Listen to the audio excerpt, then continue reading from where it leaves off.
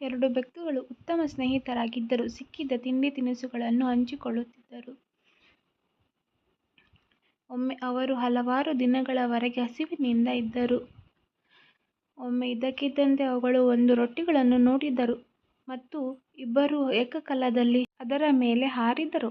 ಅವರು ಹಲವಾರು ದಿನಗಳಿಂದ ಹಸಿದಿದ್ದರಿಂದ ಇಬ್ಬರೂ ಅದರ ಮೇಲೆ ತಮ್ಮ ಹಕ್ಕು ತೋರಿಸಿದರು. ಇಬ್ಬರೂ ರೊಟ್ಟಿಗಳನ್ನು ಹಂಚಿಕೊಳ್ಳಲು ಸಿದ್ಧರಿಲ್ಲದ ಕಾರಣ ತಕ್ಷಣ ಜಗಳವಾಡಲು ಪ್ರಾರಂಭಿಸಿದರು. ಇದ್ದಕ್ಕಿದ್ದಂತೆ ಒಂದು ವಂಚಕ ಕೋತಿ ಹಾದು ಹೋಗುತ್ತಿತ್ತು. ಬೆಕ್ಕುಗಳು ತಮ್ಮ ವಿವಾದವನ್ನು ಕೊನೆಗೊಳಿಸಲು ಕೋತಿಯನ್ನು ವಿನಂತಿಸಿದವು. ಕೋತಿ ಹೇಳಿತು, ನಾನು ಅದನ್ನು ನಿಮ್ಮ ನಡುವೆ ಸಮನಾಗಿ ಹಂಚುತ್ತೇನೆ. ಈ ಮಾತುಗಳನ್ನು ಹೇಳುತ್ತಾ ಕೋತಿ ರೊಟ್ಟಿಯನ್ನು 2 ತುಂಡುಗಳಾಗಿ ಹರಿದು ಹಾಕಿತು. ಬೆಕ್ಕುಗಳು ಕುತೂಹಲದಿಂದ ಕೋತಿಯನ್ನು ನೋಡುತ್ತಿದ್ದವು. ಕೋತಿ ತನ್ನ ಕೈಯಲ್ಲಿಯ ರೊಟ್ಟಿಯ 2 ತುಂಡುಗಳನ್ನು ನೋಡಿ ಅವು ಒಂದೇ ಗಾತ್ರದಲ್ಲಿಲ್ಲ ಎಂದಿತು.